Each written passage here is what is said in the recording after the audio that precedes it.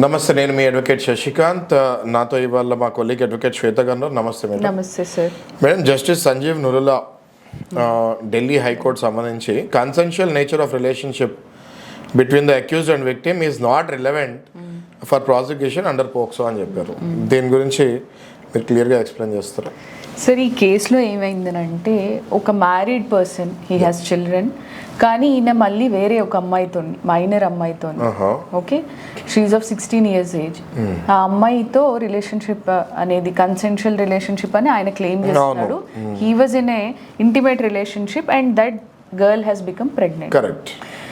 ఆ ప్రెగ్నెన్సీ వచ్చిన తర్వాత పేరెంట్స్ తెలుసుకొని అల్ట్రాసౌండ్కి వెళ్ళి కన్ఫర్మ్ చేసుకున్న తర్వాత గర్ల్ చైల్డ్ వాళ్ళ పేరెంట్స్ ఏం చేశారు అని అంటే పోక్సో యాక్ట్ కింద ఆ అబ్బాయి పైన ఎఫ్ఐఆర్ అనేది నమోదు చేశారు.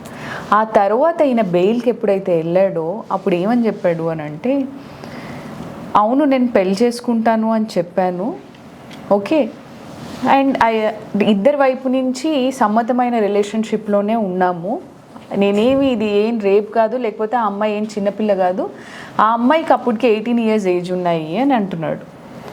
But she is of 16 years old. ఈయన వాదన ఏంటి అని అంటే బెయిల్ స్టేజ్లో, లేదా అమ్మాయికి 18 years ఏజ్ ఉంది అండ్ ఇట్ వాస్ కన్సెన్షువల్, ఆ అమ్మాయి కూడా కన్సెంట్ చెప్పింది, ఓకే చెప్పిన తర్వాతనే we entered in to A relationship and subsequently she has become pregnant అని. అయితే బెయిల్ గ్రాంట్ చేసేటప్పుడు జస్టిస్ సంజీవ్ నరులా గారు ఏం చెప్పారు అని అంటే, ఇప్పుడు బెయిల్ స్టేట్లో ఇట్స్ ఇర్రెలవెంట్, ఆవిడ 16 years 18 years ఏజ్ ఉందా అని. అవి ట్రయల్ అప్పుడు మేము ఆ స్కూల్ రికార్డ్స్ ఇవన్నీ ఎగ్జామిన్ చేసి చెప్తాము, కానీ పోక్సో కేసు కింద పెట్టినప్పుడు ఆ అమ్మాయి తప్పించుకోవడానికి నువ్వు లేదు, she might be 16 years of age, మేము అది ఓవర్లుక్ చేసి నీకు బెయిల్ గ్రాంట్ చేయడానికి లేదు అని చెప్పింది. ఎగ్జాక్ట్లీ. సో విన్నారు కదా, పోక్సో కేసులో పర్టికులర్గా ఎప్పుడైతే ఒక మనిషి అక్యూజ్డ్ కింద భావించబడతారో ఆ మూమెంట్లో పోక్సో పడకుండా ఆ అమ్మాయికి 18+ ఉంది ఏజ్, నేను ప్రూవ్ చేయగలుగుతాను అది అన్నా కూడా మీరు ఫస్ట్ పోక్సో కింద కేసు వేసేయండి. ఆ మూమెంట్లో ఎవరైనా ఏదైనా చెప్పినా కూడా దాన్ని ప్రూవ్ చేసే వరకు మీరు పోక్సో కిందే తీసుకోవచ్చు. And POCSO is a very serious case.